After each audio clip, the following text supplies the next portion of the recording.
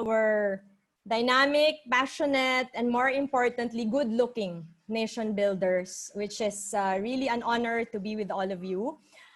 This is a special edition, as you would like to call it, in the To Serve the Philippines Alumni Learning Series, which is really a collaborative undertaking between the Asian Institute of Management, Dado Banatao Incubator, and of course, our beloved, the outstanding Students of the Philippines alumni community.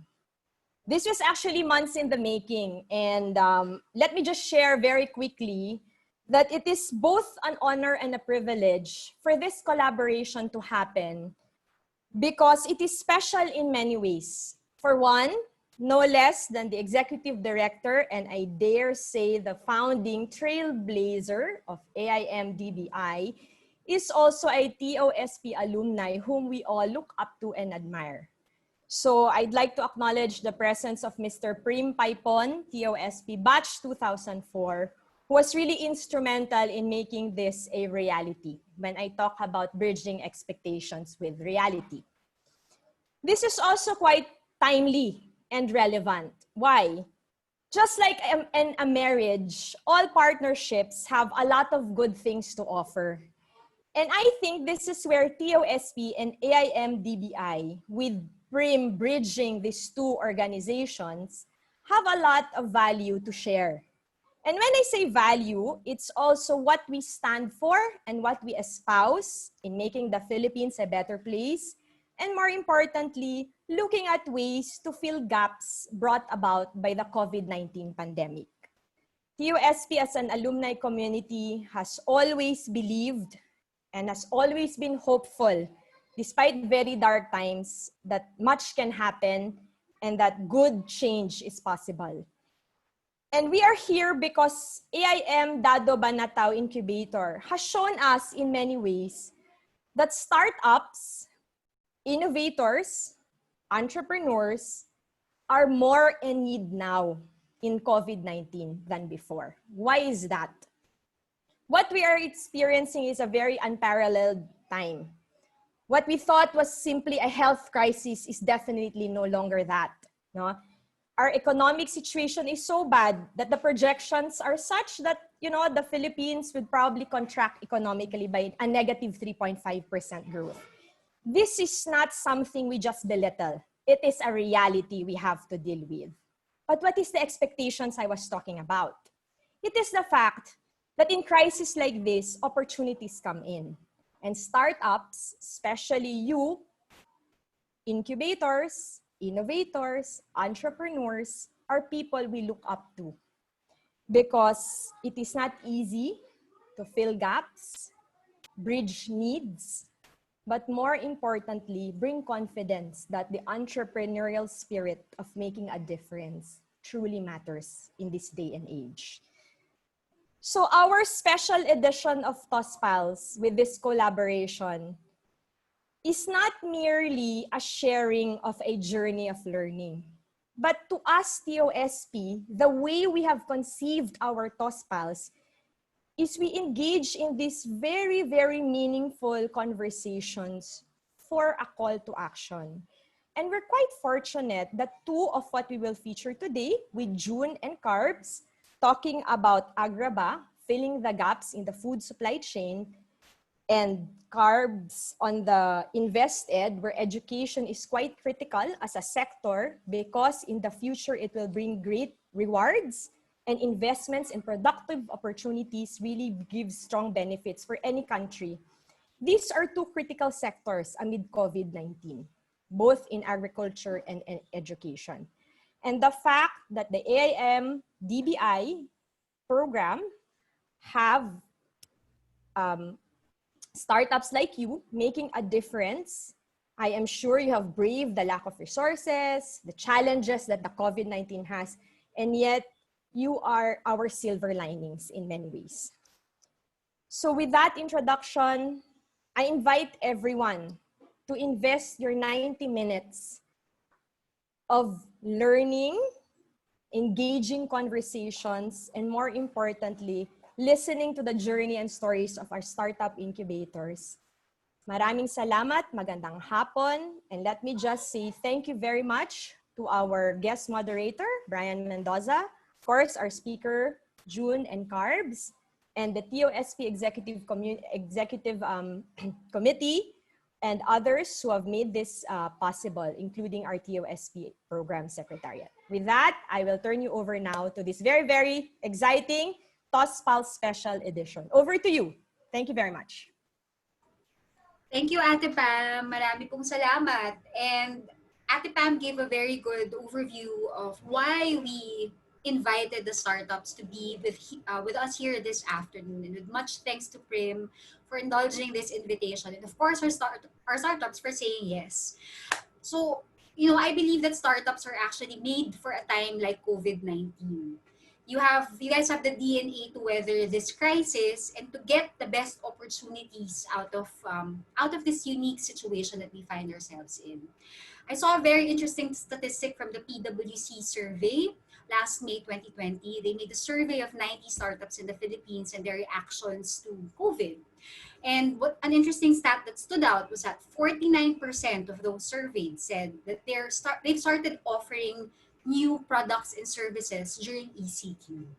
And it is exactly those types of new offerings and this new buzzword, pivot, that we're very excited to learn from, because here at USP alumni community, you're going to see a cross-section of individuals from various sectors.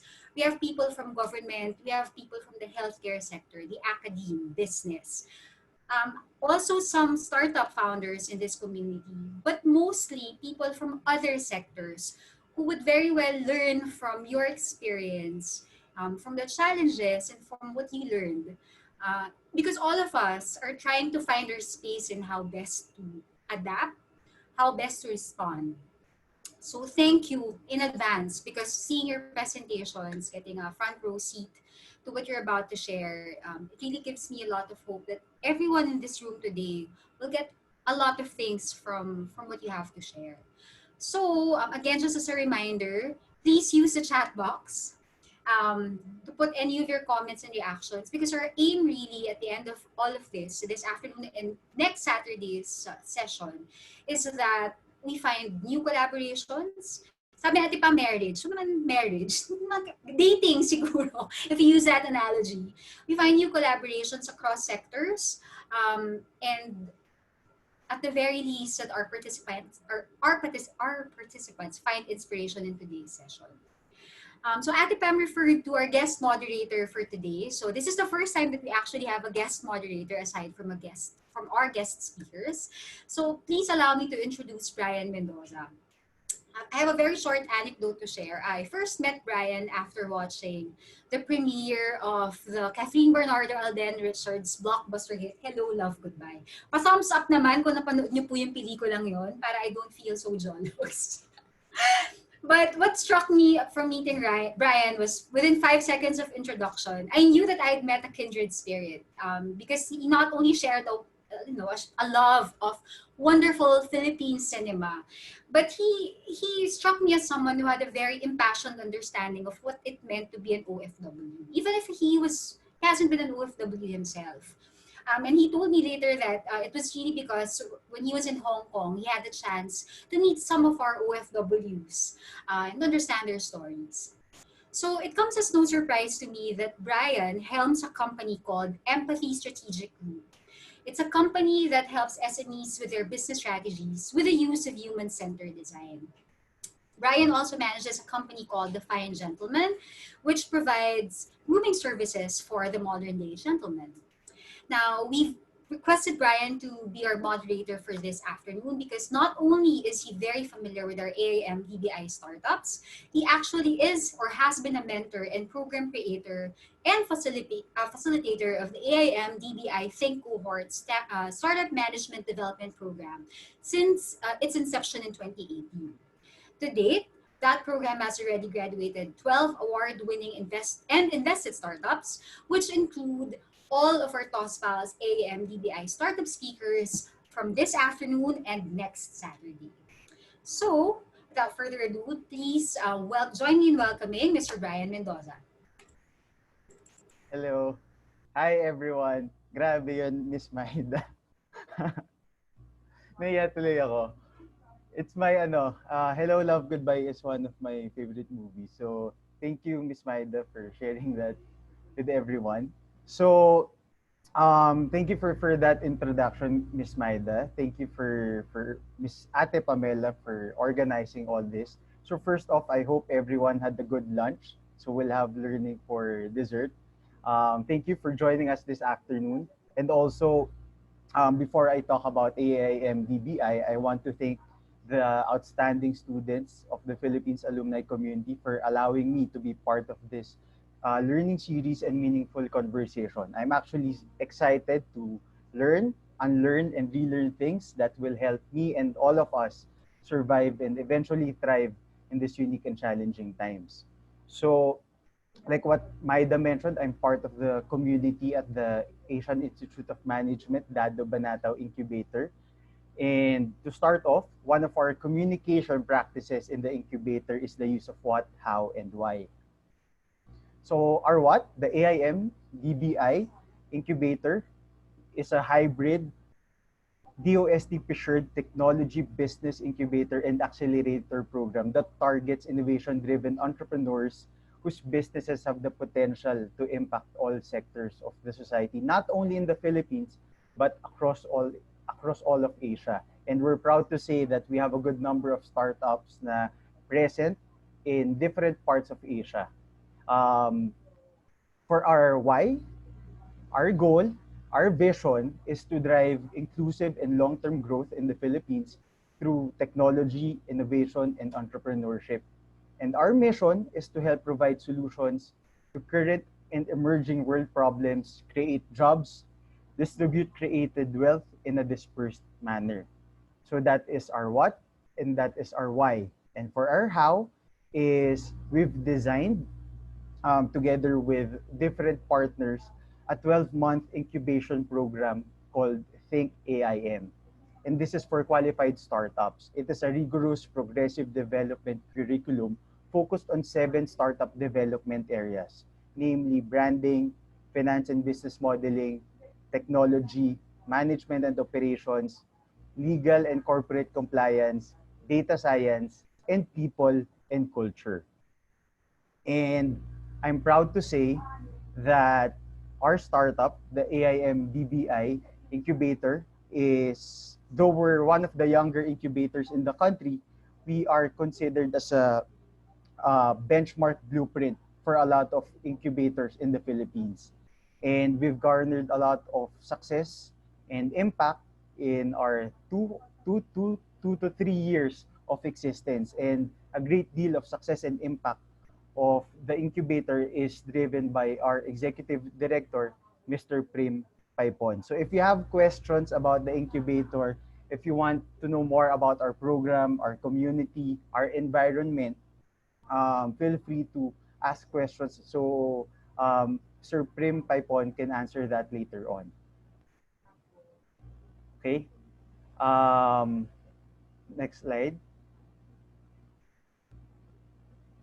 Next slide. Next slide. Okay, so to kick things off, I'd like to introduce our first speaker for this afternoon. Our speaker is a man that I want to be 3 years from now because aside from being a successful entrepreneur himself, he's also a husband and a father. So our speaker is a full-time visualization specialist and an Asia Pacific lead for learning and development at an international recruitment firm.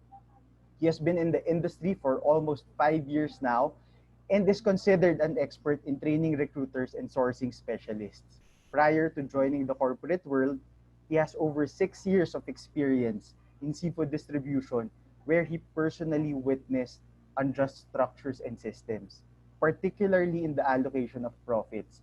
So most of us, alam naman natin yung sad reality for our farmers na though they provide the biggest value, they get the least share in terms of profits.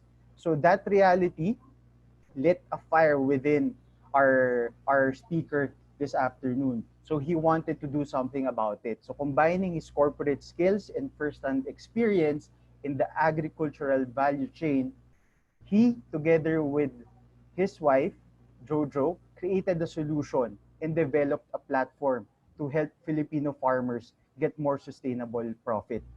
And that is Agraba Marketplace. So it is a farm-to-table agricultural technology platform for the direct distribution and sales of agricultural produce to give farmers a higher profit share while providing consumers value for their money. Agraba is part of the AIM DBI Think Cohort 2019 program. And then I think later on, we'll have a trivia question kung paano, where, and how Agraba got its name. Okay, so without further ado, we're talking about marriage. So if you also have questions about marriage, I think this is the man to ask how to manage all these things all together at the same time successfully. So without further ado, I'd like to introduce to you our first speaker this afternoon, Mr. June Okol, CEO of Agraba Marketplace.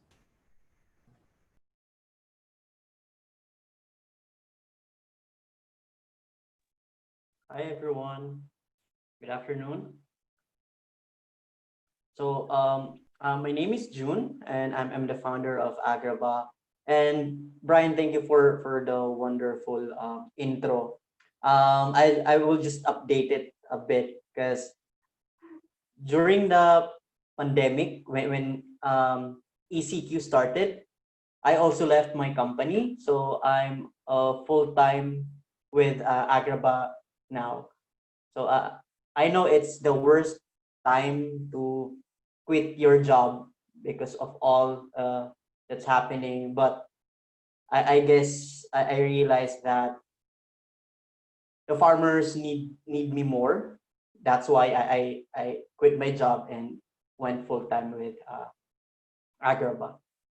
Next slide, please.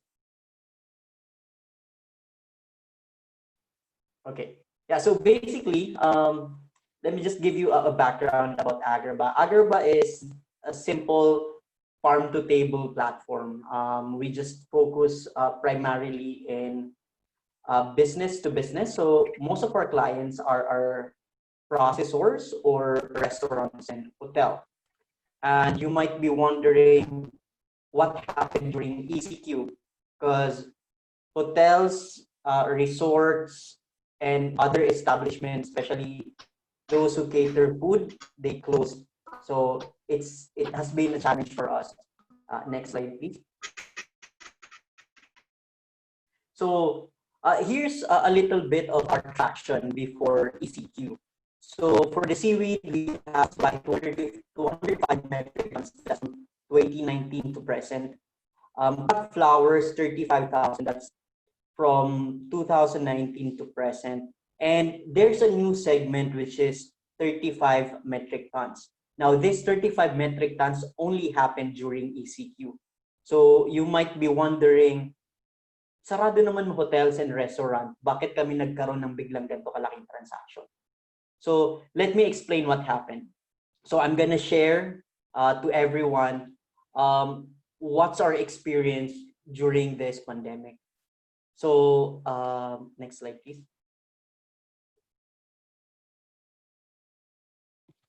Next slide, please.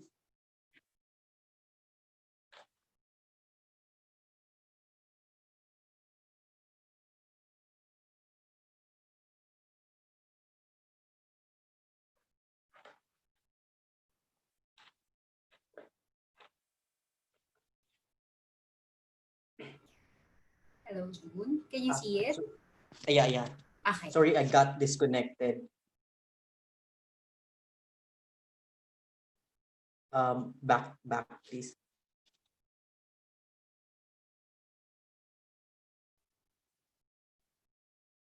Back. Next to that on the slide.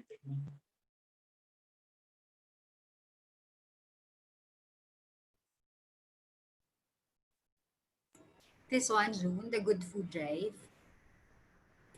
Yeah. Okay. So yeah. Sorry guys. I got disconnected.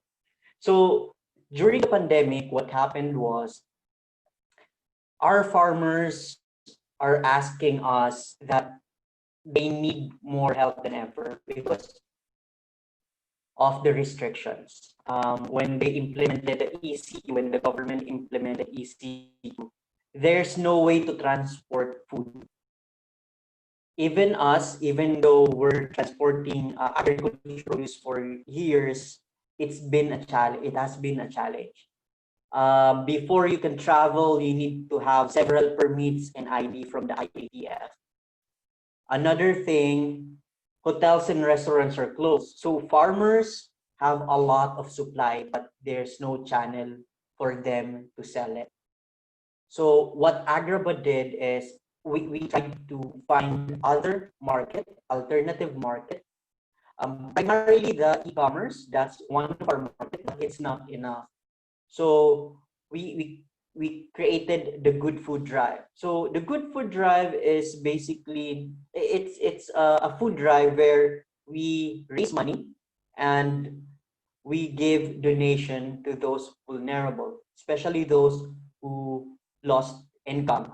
Most of them are pedicab drivers, the basurero, the street sweepers, and the money we've raised, we sourced produce directly from our farmers and fisher folks.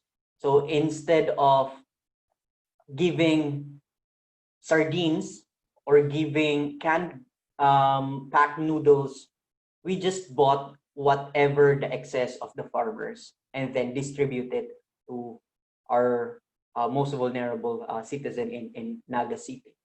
Next, please. And we just did this for a couple of months from March 21 up to May. We've raised around 199,000. Most are donation from companies and individuals.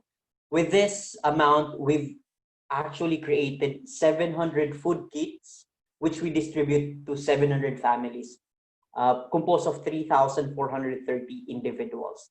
Now, you might be wondering what's inside a food kit. A food kit comprises of the the pakbet veggies like kalabasa, talong, sitaw, okra, and then we added a kilo of fish, either fresh fish or dried fish. And then there's also fruit. These vegetables are sourced from the neighboring towns of Naga City. And here's the demographic of the people that we've managed to help. Next, please. Next slide, please. Yeah. Okay, so what's our learning in this Good Food Drive? So our model is actually to create a market or B2B. However, during the pandemic, we need to be creative. So we did not follow our original model, which is just doing business with businesses. We tried to be creative. We tried to be flexible, and then we tried to find other ways to market the produce of our farmers, and that leads us to the Good Food Drive. So basically, I just want to share that there is no perfect business model. If you want to put up your own startup, there's no perfect model. You have to pivot until you find your market, and that's how we do it during this time of pandemic. Next, please.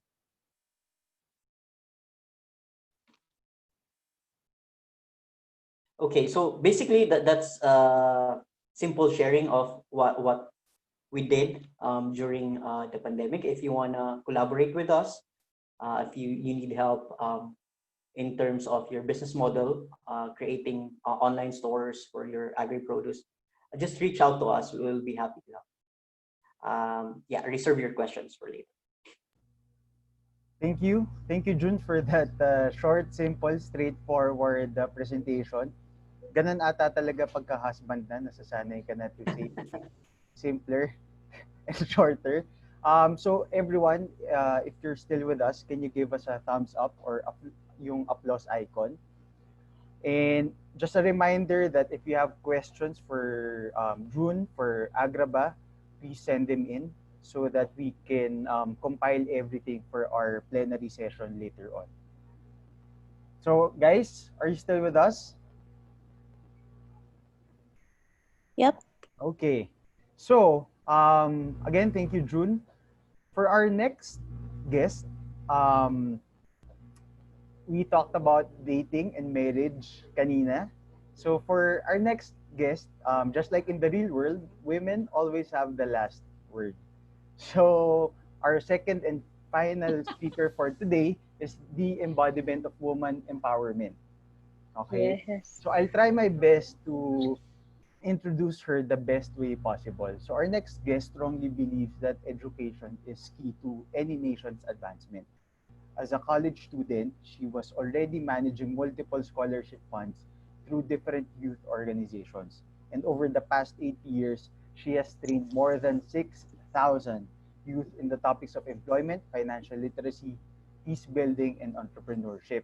So following that curiosity about how business models played a role in social change, she worked with Smarter Good to raise millions of dollars for youth-focused social enterprises. She also worked on projects with different leading organizations globally, namely UNDP, USAID, World Bank, etc. And after years of immersion in the problem of education financing, both locally and globally, she finally decided that it was time for her to start working on her passion and her dream, which is to one day see a world where every young person has the opportunity to fulfill their dreams and help others do the same. So that is InvestEd, the Philippines' leading education loans provider for dreamers. And its mission is to revolutionize student loans for the developing world. It has provided over 20 million pesos in financial aid to hundreds of students. And because of her brilliance, her grit, and her heart, she garnered May numerous global, ganon. yes, I had to say that. She garnered multiple numerous global awards such as Dubai World Expo's Top 100 Global Innovators, World Education Congress EdTech Leadership Award, Social Enablers Top 100 Most Inspiring Social Innovations, and Cartier's Women Initiative Award, just to name a few. So without further ado, I'd like to welcome my woman idol, Miss Carmina Bayongbong, CEO and co-founder of InvestEd. Natatawa talaga ako. And she's from Bulacan pala. She's from Bulacan. Yes. Represent. Okay. Thank you, Brian. Exage. But thank you everyone. Like super glad to be here. Hello. Are you all awake? Ayun. Cause I'm barely awake. Kasi hapon na. Okay, guys. So, also shout out to Maida whom I met dun sa first ever job ko. So you're both from Smarter Good. And Prem who has been a mentor at Invested since day zero that we were just an idea. Okay. So let's go to the first slide. Okay. So hi guys, I'm Carbs. That's my nickname, as in carbohydrates. So I'm the founder and CEO of InvestEd. Although I did put up this company with a lot of help from a lot of people like Brian, Maida, Prim, AIM, etc. So I have 5 slides, and I'm gonna start with InvestEd and what we are basically. So InvestEd is an organization. We call ourselves an impact business. That wherein our whole purpose in life, whole purpose in life talaga, our whole purpose for existing is to see a world where opportunity to dream is available to all young people. And we believe that the way to achieve that vision of ours, of that world, is basically to become one of the most sustainable and inclusive student loan companies in the world. So why did we? So the premise for InvestEd and in putting this up, as Brian was saying, I've worked not really. I've been exposed to the problem of financing for education for almost 10 years now, probably in various capacities. Even when I was born, like my mom was actually, she got her college degree through a student loan from CHED. So I was vastly aware of the problem, and it got to a point na sobrang irritated na ako about the problem because I saw it in so many contexts. And so yeah, the premise for starting Invested back in 2016 was basically, we saw that currently, say 76% of employers in the Philippines are still only hiring college degree holders, yet only 10% of Filipinos have one. So yung 76% of employers, that's even after we transitioned into the K-12 system. So the top reason for this problem is that only 10% of Filipinos have a college degree is because of financial difficulties, of course, because the masses still cannot afford a college education. So this problem has persisted in our country, but not just in our country, in the region, in other developing countries. Alam mo yung hindi tayo US na parang sabihin mo mag-student loan ako, the next day may student loan ka na, right? We're not a first world country. So in developing countries, these systems are virtually non-existent. We have to we mainly survive like by looking for scholarships, or for anyone who came from UP, diba, na you get a loan but you have to pay it at the end of the semester. It's not really a student loan where you pay it after you graduate. So this whole thing has persisted because for the financial industry, there has never been a way for them to tell if a student will repay or not. So for banks, kasi before they loan to you, if anyone's gotten a loan, or see Rex here is from a bank, right? So for them to give a loan, they need to look at the credit bureau. Okay, so kuwari si Maida, nag-loan ba to before? Nagbayad ba siya? So for the college student market, a credit history for college students does not exist. I got my first credit card when I was 24, 25, way beyond college. Wala ako sa financial system. So that's the reason why, it's very risky for the financial industry to partake in student loans. So our whole our innovation at Invested is basically so we have two innovations. First is to create that tool for the financial world to be able to tell if a student will repay or not. So that can actually be done through the power of a credit score. So lahat tayo dito sa call, may credit score tayo sa bank. Mainly because of our previous transactions commercially. So what we're doing at Invested is creating credit scores for students that we then want to pass on into the financial system. So that's the first one. And our vision for that tool is to license it out to financial institutions so they can learn to trust and give loans to students. The second innovation we have is what we call our education to adulthood coaching program. So it's a fully digital coaching program for all of the borrowers who enter our program. Basically, we do coaching on every single problem a student can encounter in their journey from education to adulthood. So whether that's love life, not being regularized in your first job, not passing your thesis, teenage pregnancy, which is really like a big problem. We have coaching programs for all of that. So we have virtually eliminated these risks that borrowers face in order to really, for them, in order for their student loans to not be such a burden. So yeah, those are two innovations. We are a lending company, so structured like a bank. So hindi kami crowdfunding or peer-to-peer lending. We are doing the loans ourselves to the students in order to further develop our innovations. So we get our capital for the loans through a few people lang, people and institutions. So institutions, these are mainly financial institutions like foundations, funds, and then for individuals, we mainly have high net worth individuals like CEOs in the Philippines who want to pay it forward but do believe in a more sustainable way of doing it. So we pull all of that money from these people. We do give our lenders a fixed return per annum between 7 to 12%, depending on their package.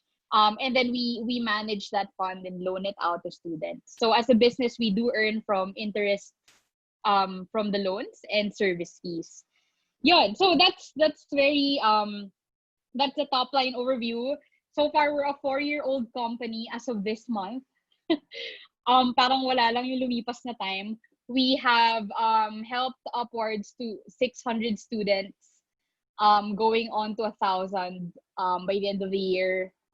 We've raised up to 40 million pesos in funding combined from donors and lenders. We don't have any investors to date, the external, aside from me and my co-founder. And so yeah, that's invested before the pandemic. So yun, tas nag-pandemic, di ba? Parang, oh my God. What happened was, so we are a fintech, but the education sector, as Prof. Richard from AIM would say, is basically probably the sector that's been disrupted the most. It's what he says, like, we've been pushed off the cliff, yung education sector. It was like, bahala kayo, mag-online kayo, go. Ayun. So, it's been pretty drastic. All the growth plans we had for invested, nung una, we were like, let's put it on pause until things get back to normal. Yun pa yung mindset before, parang pause play. And then it got right now where we are. It's the new normal. It looks like we're gonna be here for 2 years. And so all those growth plans before, scrap. Talagang we have to redefine what Invested's place is in this new world that we're living in. Wherein the sectors that we serve really changed a lot. So next slide, please. Yeah. So these are the new challenges we saw that came out of the pandemic in terms of what we do at Invested. So on the leftmost first is threat to job security and health, specifically with our students. So our students who did not lose their work, so of course we have hundreds of students, right? Some have graduated and gone on to work, still repaying their loans. So they're still our customers. Those who didn't lose their jobs, we have some frontliners, they were required to go to work without, the protection. So that's a threat to their health. And then some lost work talaga. So there were threats to their job security. And for our students, there was that time during ECQ na they completely didn't know if they were gonna graduate or not, or paano na, yung mga ganon. So we saw that. Second one is lack of emergency relief assistance. So 72% of our students actually did not receive amelioration from the government, did not receive relief goods. And so being our customers, we were really very keen to help on that front. And then the third one is demand for financial planning and coaching support that we saw with our customers. And actually not just our customers, for a lot of young people in the Philippines. So what does this mean? So you have like hundreds of thousands of senior college students who just graduated and are entering the workforce, sort of in this economy. So there's a massive demand for like someone to give those young people, a guide on how to get employed, how to navigate today's new normal. Worst of that are those students who are ending their college, are receiving their college degree in an industry that's now dead, right? So these would be like tourism students. Where do they go now? And for our current students, it's like they didn't know whether to save up money, whether to like what to do with their money, where to get, further security and all that. So these were the challenges we saw, and they couldn't be ignored in that time that we were adjusting to this situation. So next. So um yeah. So what we did at Invested, and this was like a very tough challenge to me as a leader. There's no roadmap for any leader in this time. And I had to really I had to study everything, all the predictions, all the research, and then sort of apart from all of the facts, scientific and research and all the predictions, apart from knowing all of that, I had to look at the vision mission of the company and interpret our vision mission, why we are here, and what we aim to be, and then sort of put that together in what does that mean in a new normal. And like, so I think all of you are leaders here, right? That's one of our roles in this current situation, um is to internalize and lead people, interpret mission, interpret, like the mission that you're doing, and like what does it mean in this time. So I got my company together. What happened with us is like the first 6 weeks of ECQ, we just parang I think yung first 6 weeks kasi yung starting March 15, people were not accepting it yet. Parang, and that included us, right? We were like, lockdown lang to, tas back to normal. So for 6 weeks, we were like that every week. We monitored it, changed plans, and then week 2, and then week 3, and then week 4. And then when it got to the like 5th week, I was like, this after reading up on all the studies, I completely embraced that this was gonna be a prolonged situation. And so I created the plan for the company, because back then we were still straddling between old plans. We just put a stop on growth. But I created this whole new COVID-19 mobilization plan, wherein ito yung 3 pillars, and I released this to our team. And first is sustainability. So this was our first priority, sabi ko, and that is to achieve a continuous state of optimal cash runway for the business. So for businesses in this time, it's you are basically not safe unless you have a 12-month cash runway. And then 18-month cash runway is the best. So if you get to a 6-month cash runway, that's good, but keep building on that. So for us at Invested, we focused highly on cash runway first. So it was honestly a difficult thing because of what's happening in the country, right? As an entrepreneur, I was like, oh my God, kailangan kong gawin all of these things, and then but I really had to narrow my focus and take care of the business first before I could go out there and think of projects for the country. So so sabi ko sa team, we have to achieve a 12-month cash runway, and we're not, before the pandemic, we were seeking for like profitability goals. Pero in achieving profitability kasi you need to invest in some resources to improve your margins and ganon. So we switched from that to a more of cash focus talaga. Yun. So we're happy to report we've actually achieved that nung end of May. So alongside, there was inclusivity, which was to take care of our borrowers first by helping them achieve job security. So our whole philosophy was, while we're taking care of the business's cash and financial sustainability, we want to take care of our customers also. So inward muna tayo. And what we did, I'll share later, but I shifted half of the manpower of Invested just to do employment and financial literacy coaching for our 600 borrowers. So I got my finance people who now weren't doing much work, and like I shifted them here, and like really props to my team for being so flexible. So third is impact. So when we achieved the first two, we now were able to contribute to solving the more of like nationwide, how can Invested help the nation. So next slide.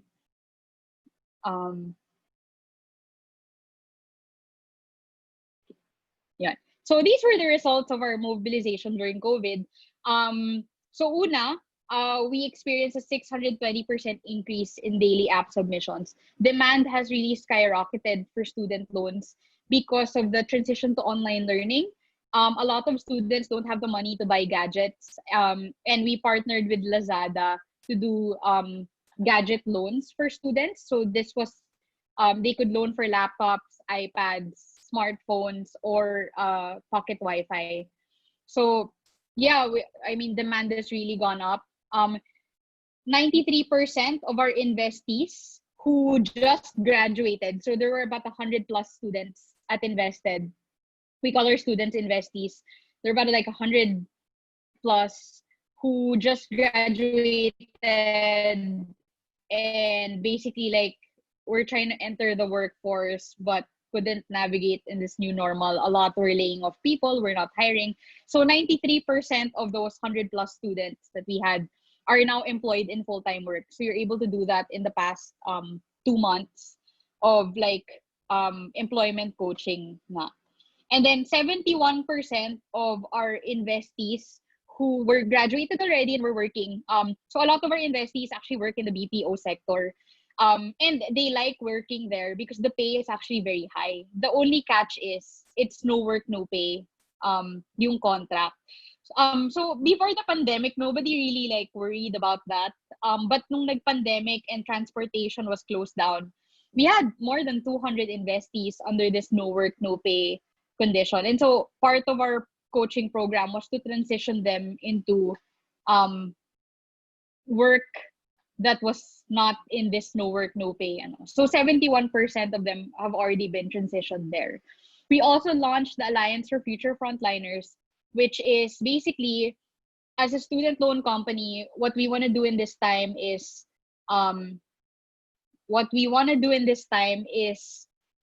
to focus on what our unique role is. So ako as a social entrepreneur, super allergic kasi ako sa redundancy in the sector. So parang, we asked ourselves and invested, what's our specialty really? And then how can we use our unique skill set sa invested to help in this fight? So what we saw was, okay, so a lot of people are looking at PPE supply, testing, which is kailangan naman talaga yun. But for invested, we saw that nobody was looking at the future supply of frontliners, which would actually come from higher education system natin. So for us, we launched the Alliance for Future Frontliners, or AFF, which is basically this entire community where anyone can join and sort of ensure the continuity of the supply of our medical frontliners by making sure that our future frontliners who are on the verge of graduating, wala silang financial difficulties in finishing kasi we need them. Yeah, so we launched that. And then this is actually Riz, that picture. She's one of our frontliner investees. Okay, and then next, I'm almost done, guys. Okay, so the lessons, I have 3 lessons to share. Number 1, for all of you leaders out there, the worst case scenario is now. So I think what we did right at Invested was recognize that the worst case scenario is the actual scenario. And we did that since day 1 of the lockdown, which I think is why even at this point, we've been able to take charge of the situation. Kasi yung first 3 months, we were a bit reactive. But now we've transitioned into that. So the worst case scenario is now, it's a little bit of a downer, but it will actually help your organization like face things once you really face the reality. And in connection to that, I think that things can actually still get worse. So yeah, I mean, it's really not a time to be complacent. And that's why these webinars are great. And I attended a bunch of webinars just to learn, from what other people were doing. So yeah, so the learning there is basically, I guess ako super pessimist ko. Like last year, 2019, I kept hoarding cash. I don't know why, pero parang ako, even though there's no problem, I don't foresee anything happening. Lalo na as a financial business, I never felt comfortable if I didn't have a ton of cash lagi. And then ngayon, parang it really paid off, right? So I want to continue that mindset. I think it's especially important in this time. Yun. So lesson number 2, aim to be in a position of control. If what was really difficult with this whole pivot thing is, I had days na parang naglalakad lang ako in my room. This is my room. Naglalakad lang ako in my room trying to think about how can I lead my organization in a way na in control kami. Like, we were going through many weeks na we just kept reacting to the situation, and I just felt it was not sustainable. So I think the challenge for all of us is to think about that, right? And because that's important, because it's really exhausting for your team if there's no plan on like how to take control of the situation. And taking control of the situation entails making a lot of very difficult decisions, but it's much better to make these decisions now than later. And then lastly, embrace the new normal. So I think we're gonna be here for like 2 more years, and honestly, it's entirely it's entirely the reality that your business and whatever you do has to be about this new normal already. Like, we have to research everything we know about our sector and how it's gonna change in the next 2 years. How are we gonna operate like this? 2 years tayong naka-mask, guys. 2 years tayong hindi makalabas masyado. We have to embrace that, or else it's gonna be like a very stressful situation for everyone. So yun lang. Kami as Invested, we're basically embracing it. We're redefining ourselves and trying to serve the new needs of our customers. Yun. I think I'm over time, but that's the end of my presentation. Thank you, Carbs. I think just in time lang naman. Sakto lang, I think. Thank you, Carbs. Okay. So again, thank you, June. Thank you, Carbs. Again, June is the founder and CEO of Agraba. He's from Naga. And Carbs, founder CEO of Invest Ed from Bulacan. So now, I think Ms. Maida is joining me to start our plenary discussion. Again, just a reminder for everyone, if you have questions for June, for Carbs, and even for Prim, who's the executive director of the incubator. If you have questions, this is the perfect time to type in your questions in the comment section. Nag-walkout na ako, Bri, kasi hindi ako tinatawag na miss. Okay, miss. Ay, hindi pala. Mrs. Joke lang. joke lang. Hindi. No Mabawi worries. lang ako kasi nilaglag mo ako na passionate I love it. Yun nga yung best part about the intro. But anyway, thank you so much, Carbs and June. Grabe, sorry kung mabagal akong magpindot kasi I was busy taking down notes. So parang, ay, shock, sabi ni Pre, mabagal ni Maida mag-next. But kasi sobrang nakaka-wow. And I can see that our plenary, our audience is actually also in awe. Kasi ang dami ng questions. Guys, first time to, na ganito kadami yung questions. Hindi pa man nagsastart yung Q&A session. So, maraming salamat. So, Bri, I think we want to, siguro just to help then guide the discussion, where we want to lead the conversation after the 2 presentations we just heard is really talk about, I can see several threads. One thread is around kung ano yung business model ng Agraba and ng Invested before the pandemic, before COVID. And then the pivot. So what was the response? Like, how did you change? So maybe we can start with the first thread, yung business model, yung general business model nung dalawa. We can start with, dahil nabitin tayo kay June, her strong and quiet entrepreneur, husband and father. Maybe you can direct the first question to you muna, June. So there are a couple of questions here for you. I can read them, right? Mhm. So the Sure. first question is around, it's from Abigail, and her first question is around the sales model. So the sales model of Agraba. So is your sales model independent contractors or sales associates? Can you tell us more about what you do, what Agraba does, and how you distribute your products? Okay. So for us, our sales model is very simple. We take purchase order from companies, and then they give us a pricing, and we get 2 to 3% out of that pricing, and we gave that pricing to our farmers. We already factored in the cost of logistics, manpower for the produce to arrive to the processing facility of the company. So it's basically just a simple B2B. And the question earlier, what's our business model before COVID and after?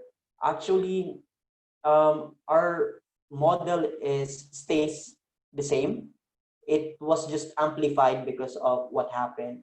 So before, people are not ordering online, and since there's no logistics, you cannot go out. The only option you have is to order online. Before, you only order gadgets online. Now you're ordering seafood, you're ordering meat, you're ordering vegetables. And most of those e-commerce here in Manila selling those produce, we are actually supplying them. So indirectly, we're the one supplying you if you order through those apps. So yeah, our business model was just amplified. So we tripled our sales for fruits and vegetables in 2 months. Yeah. Um, I think, June, yung follow-up rin doon ni Abigail is yung livelihood part of your business model. I think that's also one of the things na very impactful in what you do in Agraba. So she mentioned yung how human nature did it for women in different communities. So baka you can also discuss briefly how you're impacting yung mga group of farmers in different provinces, especially in your province in Naga. Yes, currently we have over 2,000 to 3,000 farmers across the Philippines.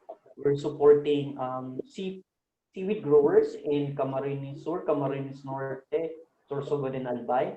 We also have fishermen on the area. Um, they used to supply high quality seafood for export like lobsters, abalone, and other seafood. We're also supporting cut flowers in Benguet. We also have pineapple farmers in Camarines Norte. There's also rice and fruit, and then vegetable growers in Pampanga and Tarlac. So basically, our approach is we adopt this community, and we work with them in terms of securing the quality. Because traditionally, what they do is after harvest, they would bring their produce to the bagsakan, and then they don't care about the quality as long as everything is sold. So our approach is different. We work closely with these farmers. We tell them what are the qualities required by our clients, and we help them to make sure that they get quality. Another thing that we do is we help them get financing, because that's one important thing in growing produce. Um, we connect them to our partner financial institution for loans if they need one, and we also help them in terms of logistics, because most of farmers, they don't have any logistics. Uh, so we connect them with logistics, and then we also provide training in terms of how to grow a good seaweed. We coordinated with the BFAR, DA, and then if there are grants that are available for farmers, we make sure that they will take advantage of it. For example, all farmers are eligible for, especially for high value, they're eligible for crop insurance, and that's free, but none of them are applying. So what we do is we really talk to farmers to apply every cycle so that if there's a storm, they could still recover and they won't be in debt after a storm. So yeah, that's how we support our farmers. Thank you, June. Marami pang ibang questions but we'll do it alternate para iba naman ng flavor. Agri and then student loans. Kung okay lang, if that's okay with you guys. So, the next question is for Carbs. So, Carbs, this question is from Nusrat and the gist of the general Ang gist of it hirap is, ng mga tanong. I know, Grabe. medj. Parang pang dissertation. Okay lang yan. So, Sanay so na yun. ako. Oh, I'm sure, for sure. Okay, so how do you differentiate invested? How are you different from student loans in the bank or traditional student loans? I think it's important, and I love talking about the market, because sometimes people are extremely shocked. Even I was shocked, like finding all of this out. So, let me start with scholarships, right? Scholarships are too few and too competitive. It is not a model that is for a country, So scholarships are great, and their role is to serve the most vulnerable. I think scholarships always have to be here. There has to be enough supply to cater to those who are really like in the household income food threshold level, right? However, if we do want to fund everyone who is in need, it has to be a sustainable model. So that's scholarships, right? So let's go to like government student loans with CHED. So CHED's government student loan is actually very fantastic. It's very cheap. It's 6% per annum. That's very low. It's a social service. That's why the interest rate is just set to match inflation, right? However, yung student loan ng mom ko in the 70s ba yun? 80s yun. That was the legit student loan of the Philippines had a legit student loan. As in, you take out a loan first year college, you pay it like whenever you want after college. Unfortunately, it has been since discontinued since 2015. No, since earlier than that because the repayment rate of CHED is 2%.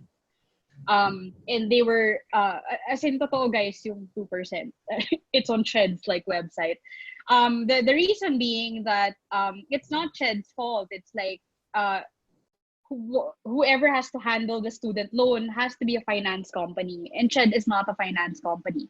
So actually in the future, what we want to do at Invested is service the government, like be a service provider. So right now with CHED, we have this committee called Unifast, which is set to reform our student loan program, but this reformation has been stalled since 2016.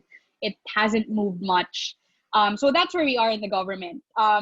So another government student loan is the ones provided through state schools, which is UP, which is only UP actually. So that one is funded by the local government. So if you have a UP and PUP, it's like, but these ones, their pay at the end of the semester, and I actually know a student na wasn't able to pay at the end of the semester. Lahat ng units that he finished was dissolved.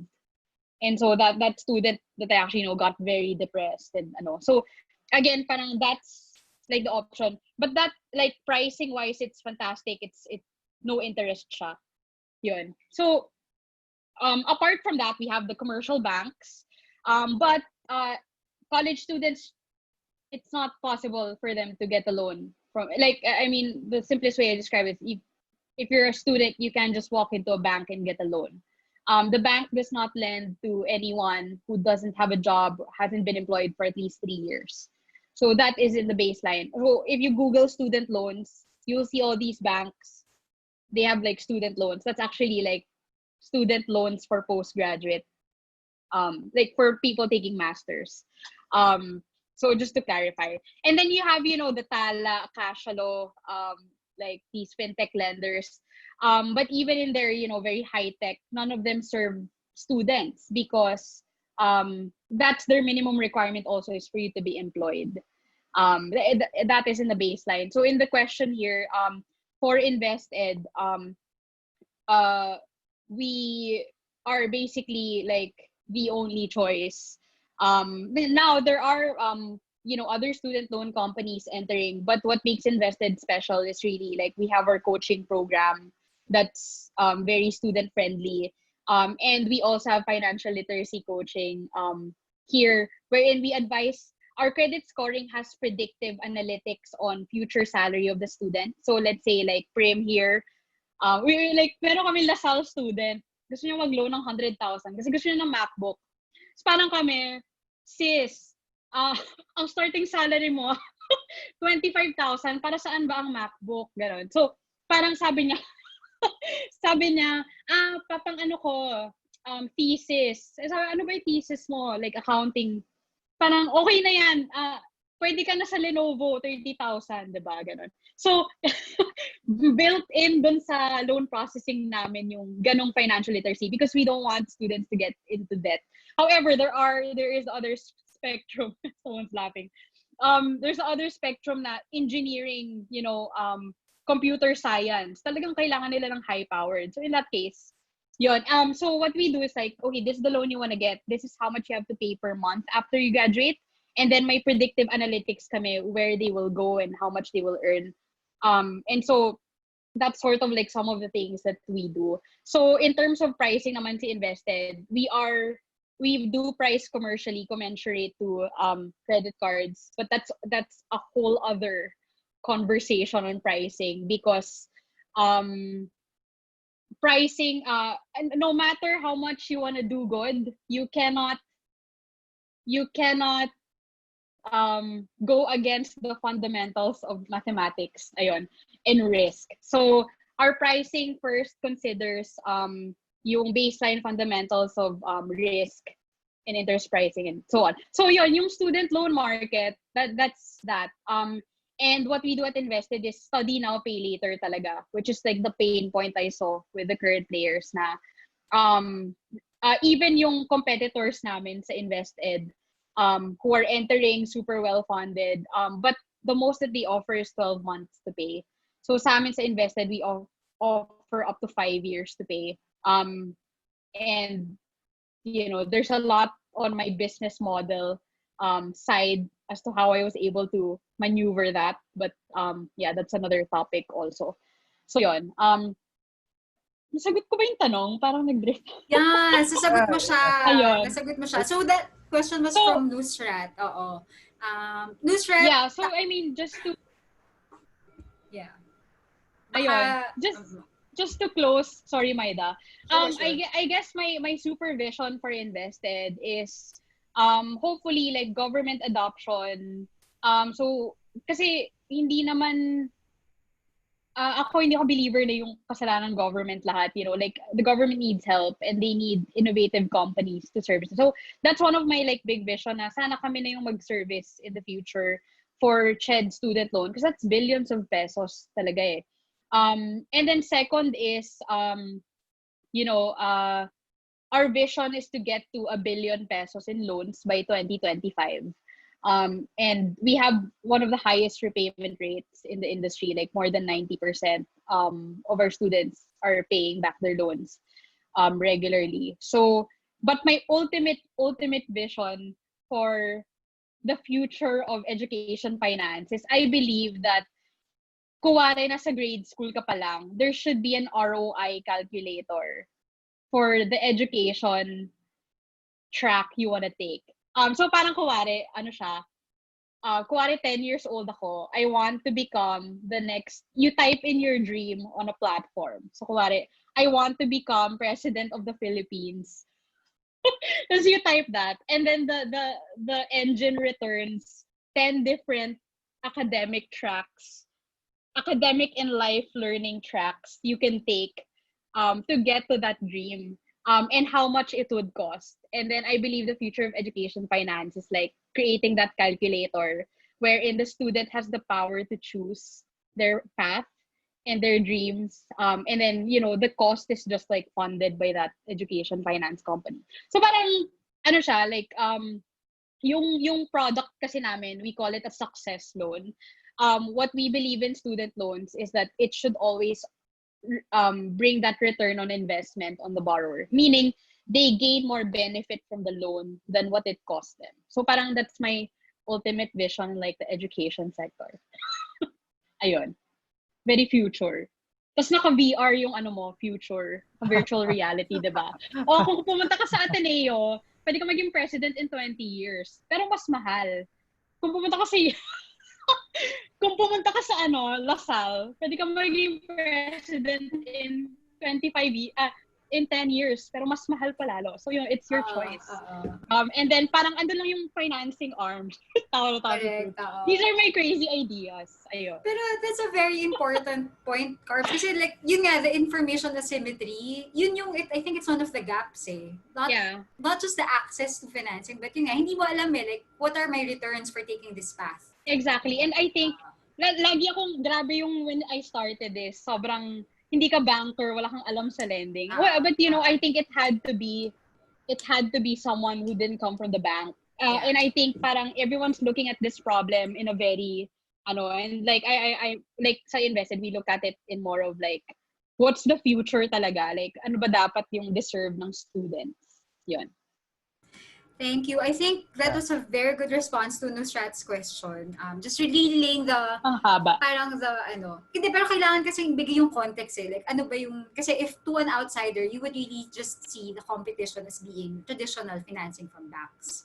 Pero you gave a very good overview of what's really out there. And I think also to mention, Carbs, one of the parang striking things that we talked about before was how, even with the universal access to tertiary education, the miscellaneous expenses is what's gonna kill the students really. Like, and it's not, yun nga eh. Oh my God, that's nobody knows that, but that's the truth.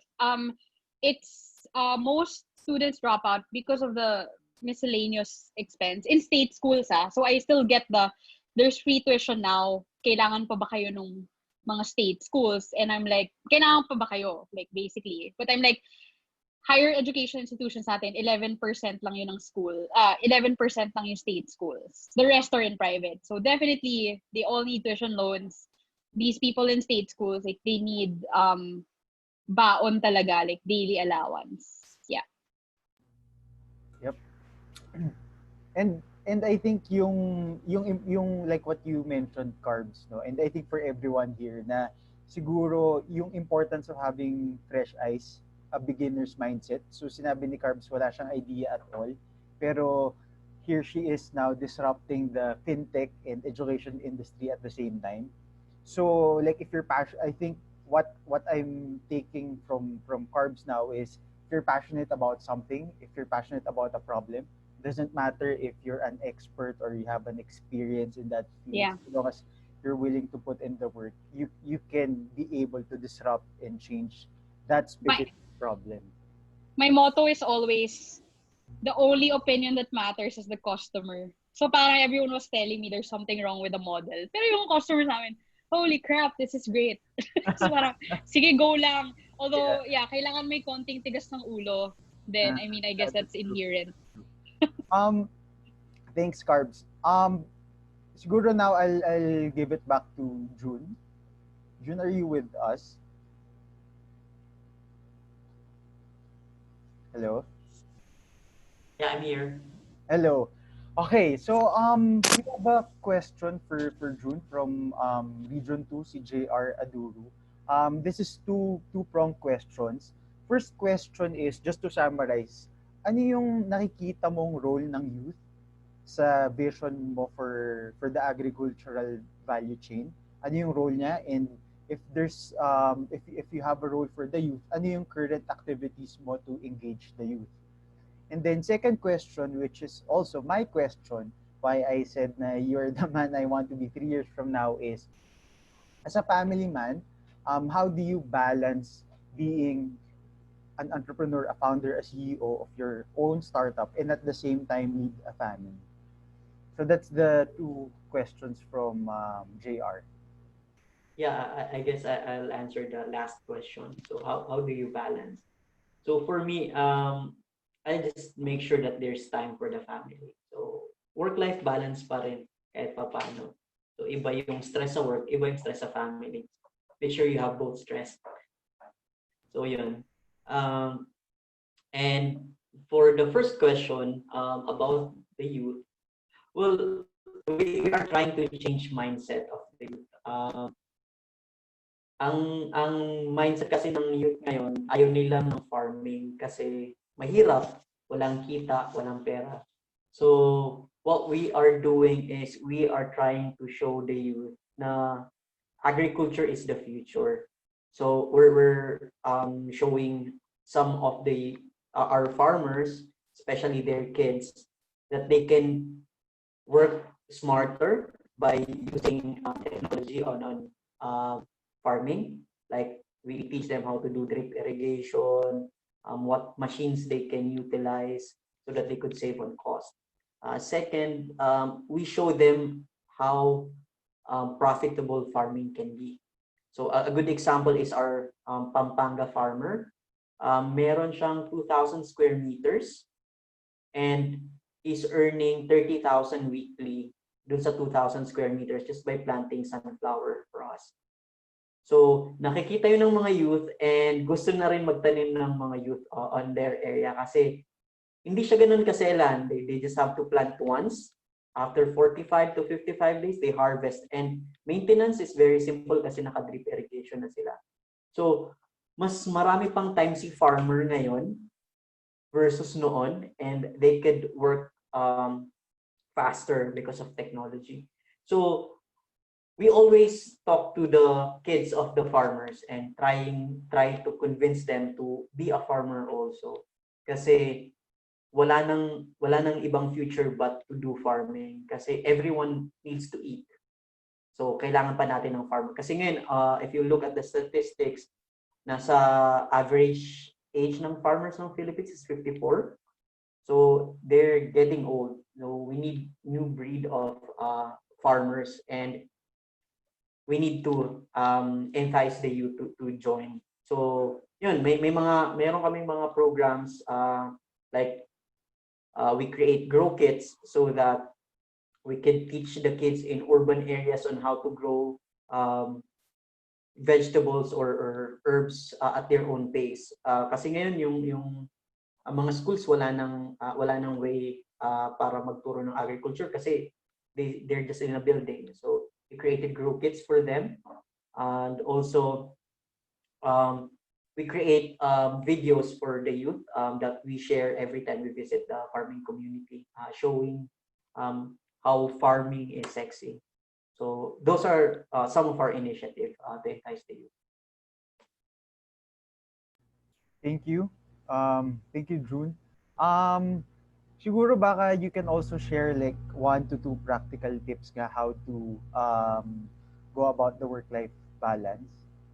Is there like a day where you decide to, or parang fix every weekend no work, every 6 p.m. onwards no work? Like how do you like practically manage yung family and your business at the same time? Yeah, you're right. My time. So every Sunday it's family day. So every Sunday I usually just stay at home and cook, or I would take my wife and my son to the mountains. Kasi wala na ibang pasyalan ngayon. Hindi na pwede sa mall. So Ang sarap naman sa mountains. yeah, merong mountain dito sa Pwede nyo ba ako i-adopt? Kasi dito medyo hindi pa siya polluted. So meron ditong area na para siyang Baguio. Alam niyo, and there's strawberries. We're growing strawberries in Naga and apples and grapes. So yeah, I take them there, show them about how to grow those those plants that doesn't usually grow in Naga. So meron na kaming mga ganun. So yeah, yun, just give time. So work-life balance every Sunday. So yeah, Thanks, June. did I answer your question? Yep. Thanks, June. Thank you. So we have a lot more questions for you, June. Diyan ka lang. So, and you can start scrolling through the questions na rin para you can prepare. But what we're doing is also we're clustering din the similar questions. So, if we miss anything dun sa mga nag-ask and even dun sa presenters, you can just help us kasi ang dami ng questions. So, back over to carbs ulit. So there are Okay, questions laban. here. Pak, laban. May magandang question on accountability. So I think this is a medyo granular yung question eh, yung difference sa accountability partner and coach. Sige, we can start with that. Okay. Mm-mm. Got it. So is this more on I'll try and answer it. Is this more on like invested or in general? What's the difference between a coach and an accountability? I think invested. Okay, got it. So I mean, sa invested, we do assign a coach. So when I mean yung coaching program namin, I always get the question like, how do you, by the way, we have a 34 days average job placement rate. That's from graduation day to an investee securing a job. So for all of our graduates, which are 300 plus students now, that's our placement. So I always get the question like, what do you do? Do you send resumes for them? Do you know, partner with employers? So we actually do none of that. What we do at Invested is very deeply psychological, you know, like confidence boosting type of coaching. So it's really like a one-on-one chat with the coach to unblock the student with whatever they're facing.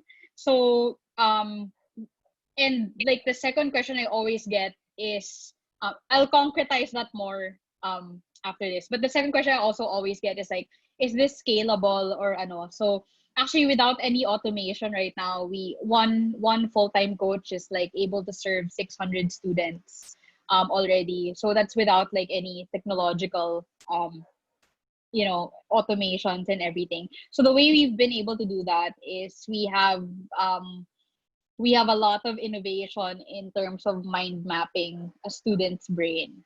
So, nakakatakot na pala yung mga... So, kuwari kayo lahat, you know, you're in college and if Invested talked about you all and you had all your pictures on the wall and like we knew your profiles, we would be able to predict, you know, sino dito yung mahina confidence, sino dito yung mataas confidence pero masyadong mataas so hindi grounded in reality. And so we part of our coaching program is early profiling and then tailor fitting yung coaching approach to that person. So here's just some of the things we found, ha. So for example, confidence. So we're serving a like low income and mostly poor students. So what we found is that sobrang didiskarte nung mga tao na to. As in, honestly, Invested is just like pantawid lang naman nila si Invested. They never needed Invested, you know, to succeed in life. These people, these students that we serve, they're successful in their own way. What hinders them from really like reaching that paycheck that they're actually worth for is like it's a lot of confidence problems because since they were born parang they felt they had no right to pursue like very big dreams.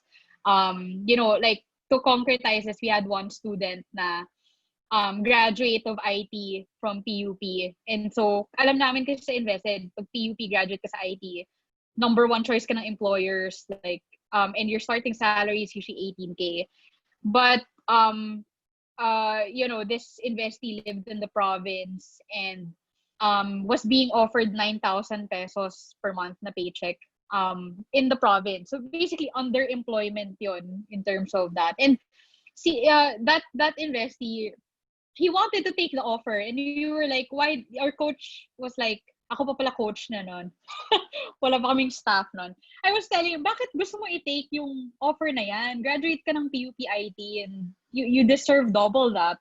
And he was just saying na parang, feeling ko po okay na to.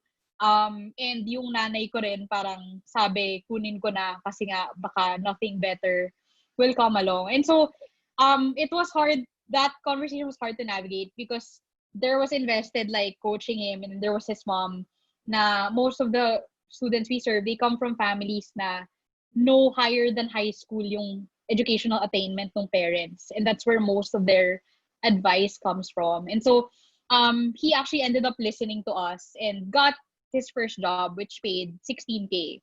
And so parang yung mga ganon, like it's not about the students that we serve. It's not about parang ngayon kasi yung sa generation na millennials and Gen Z, you can Google anything. So like our coaching program isn't about watch this video instructional. It's really about like unblocking the person. And then we also have on the other spectrum yung mga very tamad naman na students na parang ayaw nilang mag-send ng resumes. Yung parang magsisend sila like 2 to 5 resumes and then we tell them you have to send like hundreds of those. So yun doon naman mas accountability partner yung kailangan na coach. So our coaching framework is basically there's 4 phases to that. First is identifying the problem. There are students na hindi nila alam ano problema nila. Is it not knowing what career they want to enter? Ganon. So the coach's role there is parang helping them with their personal identity. The second one is they don't know their options or solution. So alam nila yung problema nila, stuck sila how to get that. So I want this job, but I don't know how to get there. So the coach's role there is really more of presenting options to the students. So one of our cardinal rules naman sa Invest is we never tell a student what to do. We believe like they're adults and they should be making their own choices. So yeah, presenting options. And then the third is like accountability partner nga. It's like alam nila yung problema nila, alam nila ano kailangan nila gawin. Hindi nila magawa. So ganon, parang si coach is like, okay, I'll check in on you next week. We promise ka to send like 120 resumes this week. Yun. So that's that. And then the fourth is like, it's sort of a peer community thing. So sometimes we go beyond the coach, yung graduates namin go back to coach our current students. And that's how we make the model scalable. It's a pay it forward program. Parang, yun. Dami sinabi. But I don't know if that answered the question. But yeah, basically what I can say is we've tailored down this entire process into a few minutes of like coaching lang. Yeah. Yeah. And I think parang just to add this other question na medyo related, kasi yan yung parang isa sa mga secret sauces of why your repayment rates are so good. Diba? But what is also how dun sa flip side naman, like in case, and this is to Gemwell's question, what are the other options in case, like additional financing in case students are not able to repay within your term or yung mga worst case scenarios, kumbaga. What other Worst case options scenarios talaga, we have some students like weren't able to pay. Really, like we don't loan to anyone who isn't of legal age, and so it's we call our loan nga the first step into adulthood. Parang it's a very adult decision. Actually, we have a lot of like anecdotal our students are like parang grabe yung growth ko when I took that loan. Parang natutunan ko ganito pala, like mag-ayos ng finances and mga ganon. So what are the other options, right? The other option is for the student to get banked. Kasi yung pricing namin sa invested is a step higher than the bank. Simply because riskier. So ang cardinal rule sa lending is if you lend to a riskier market, your interest rate should be higher para you don't lose. You have enough money and earnings to cover losses. So our pricing sa invested is a range higher than the bank. So dito sa invested, ito yung bank. So our goal is, we tell our students this na we tell them how to, and that's why we partnered with Union Bank and ganon. The goal is yung learnings, yung record of payment ng student sa invested, mapasa ni invested sa bank. So that the bank, si student will be like, nag-loan ako sa invested, talk to them, I paid every month on time, can I take out, ito pa yung balance ko sa invested, 50,000. So can I take out a loan from Union Bank na 50,000 to fully pay invested, which is more expensive. And now they have a 50,000 loan at a like lower. So but in terms of options, that's the only like better option. But that's financial inclusion. Na we transition someone who has never been in, you know, the credit bureau into that, ano. So we are working on that. Especially with our first bank partner, si Union Bank, who is like a very innovative bank. And it's very open to these things. Yun. That's one. I don't know. The other one would be relatives. I always get asked, who's your competitor? Ako, the titas and titos of Manila. Yun yung sagot ko. Lagi. Your true competitor is whoever all of your customers are going to, na hindi ikaw. So sa amin, sa invested, it's always like their titos and titas. But what we tell them is like, oh, hindi ka naman tutulungan maghanap ng trabaho ng tito and tita mo. Ganun. And a lot of our students, galing sila ng utang from their relatives. Pero ayaw na nila kasi nga, the indebtedness is so stressful for them. Yep, yep. Parang yung hidden strings, yun. I hope that answered your question, Jem. Hi, over to you, Bri. Yeah, I think I just want to jump over lang kasi diba, Maida, you mentioned the parang two threads, two themes na we're trying to touch here in this conversation, yung business model and COVID response. So I just want to touch on the COVID response part of this conversation, and I want to bring in the executive director, the managing director of the AIM DBI. So I think my question to Prim is, kasi diba, we mentioned it's a 12-month program and you've worked and witnessed the transformation of a lot of startups, a lot of visions, a lot of ideas since 2018. So siguro, for the inspirational part of this talk, no, what are siguro the 2 or 3 traits that you think na our startups have developed through time that really prepared them for this kind of situation? Kasi I think based on what I see, all of the startups are still surviving and thriving during this pandemic. So parang ano yung commonalities in terms of the traits that they've developed na na-witness mo that really prepared them for this time, this challenging time? Okay, thanks, Bri. Just for everyone's FYI, Carbs is actually part of our first batch. So that's actually Think Cohort 2018. So she'll actually be the trainer in residence of this year's new batch. June, on the other hand, is actually part of the existing batch, the Think Cohort 2019. I think to answer your questions, Bri, is at Incubator, we try not to focus our faculties, our trainings on the growth and development of the startup, but really on the entrepreneurs. And I think both Carbs and Drew know this one. Why? Because there are certain business models of startups which are very seasonal. So the moment you actually anchor all your faculties into the development of the startup, chances are they might diminish their business and relative value in the long run.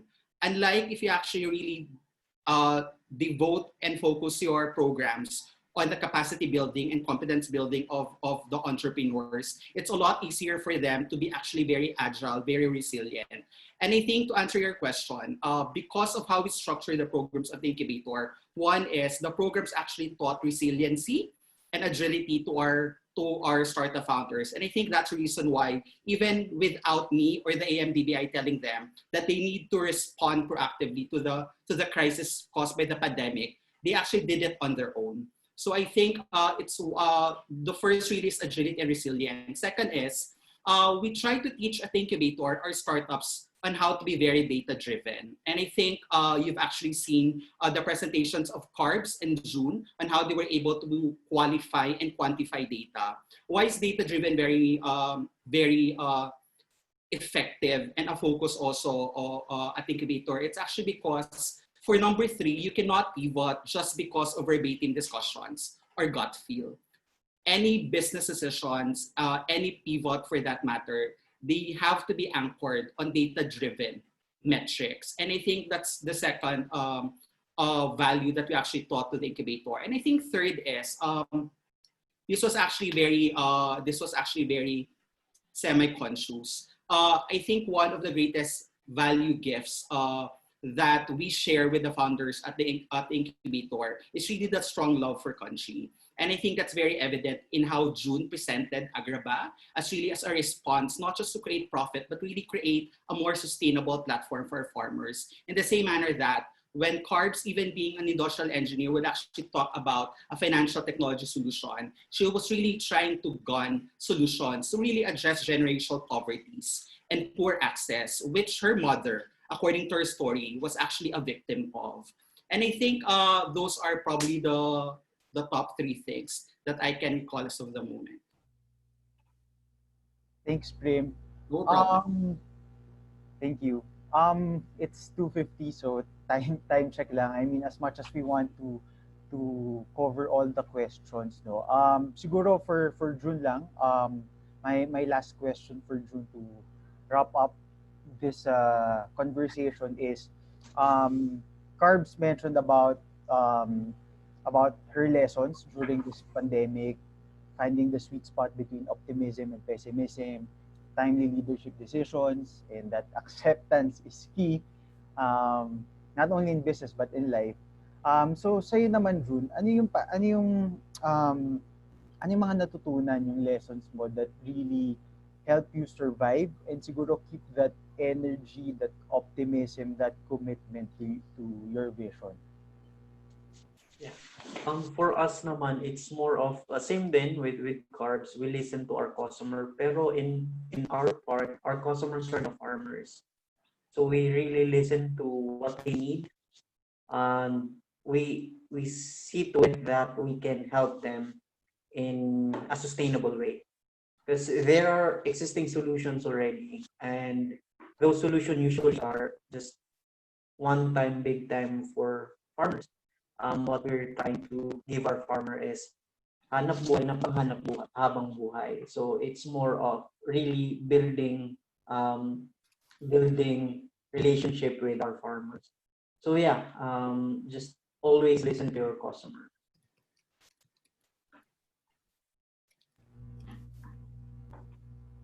Thanks, June. Thanks, June. I think Carbs also wants to answer the question. Yung mga hugot. Go, Carbs. So, ano ulit yung question? Nalimutan. What was the question again? Well, like, siguro if there's one Just- thing that you learned, or parang one thing that is helping you commit to your loyalty kahit sobrang hirap Oh na my God. for an entrepreneur. Alam to ni Prem, char. Pero, sobrang hirap, guys. As in, is especially super stressful. But we have to remember na kung hindi tayo babangon every day to solve that specific problem we're solving, nobody else will fix it for the Philippines, right?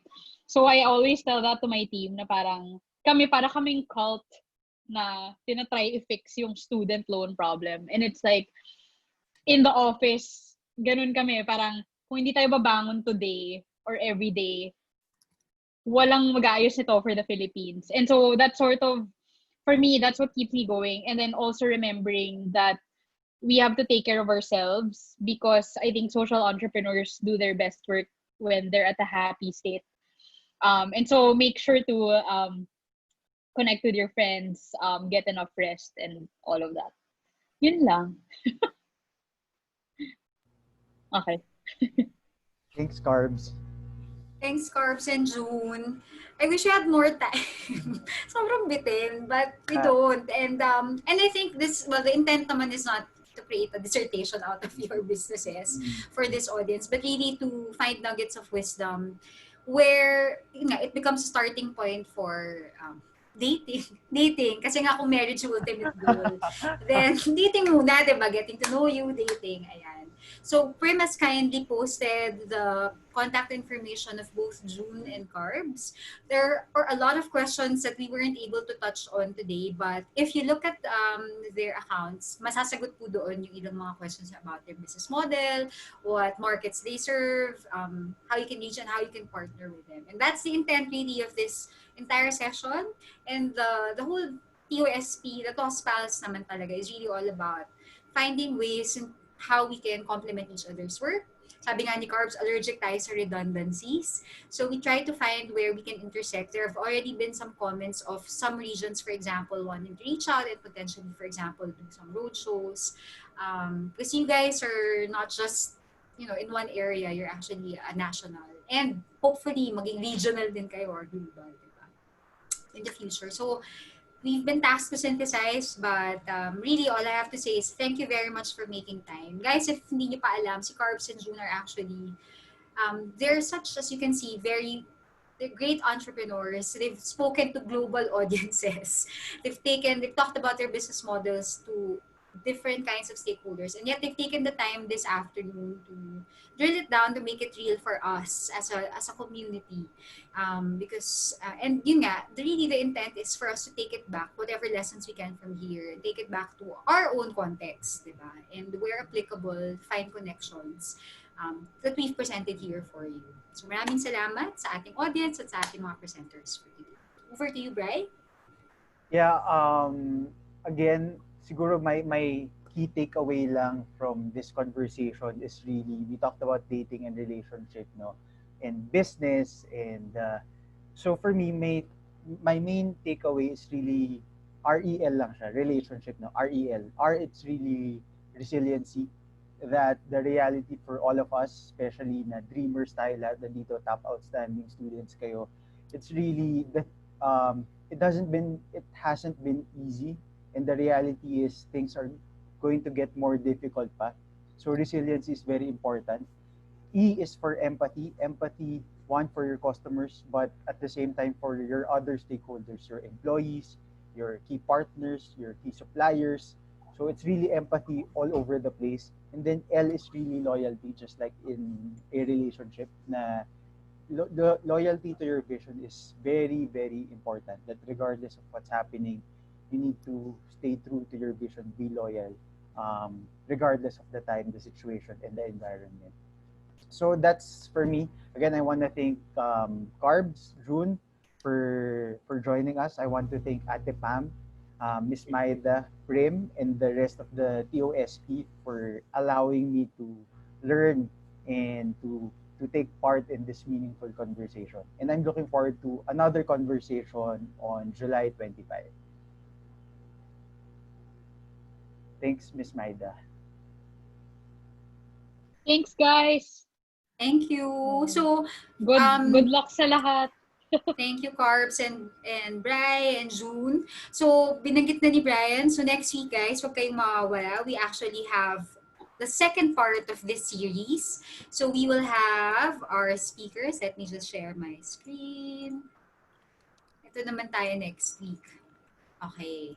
So, for next week, right, you might want to introduce and tease our audience kung ano yung maaabangan nila next week.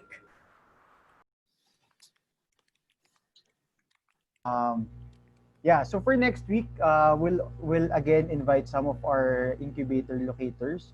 So we'll start with the founder and CEO of Fame. Ano to, these are like very energetic 40, 50-year-old guys that's trying to disrupt not only the industry but for themselves.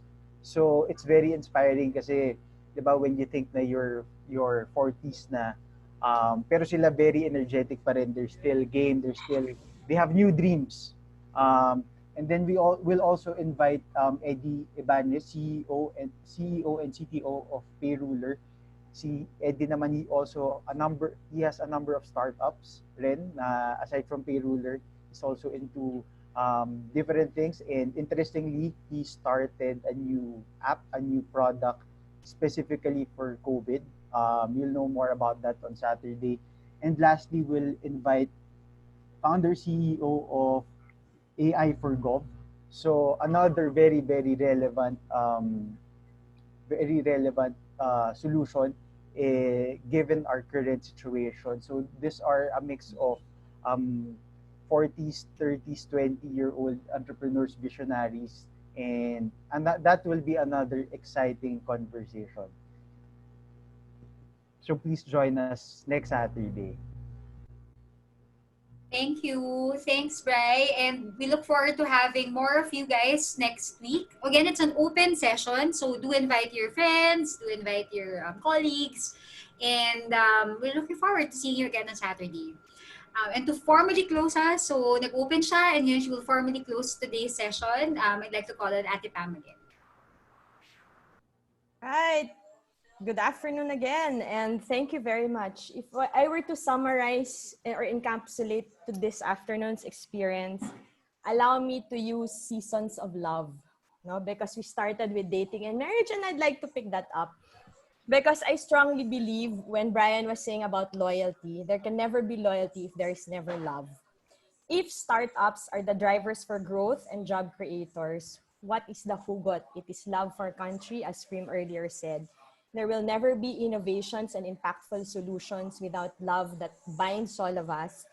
And I think what's really special as a key takeaway today is this whole idea that while both TOSP and AIM DBI have very strong sense of purpose, no, grounded on nation building, the pandemic has really led us and challenged us to not just only look inward in terms of our purpose, but look outward to repurpose whatever is our purpose, but more importantly, to stretch our limits, to continue being relevant, resilient, and of course, reach out to be of service for others. So maraming salamat po, AIM DBI. Napakaganda ng, ang dami kong natutunan personally.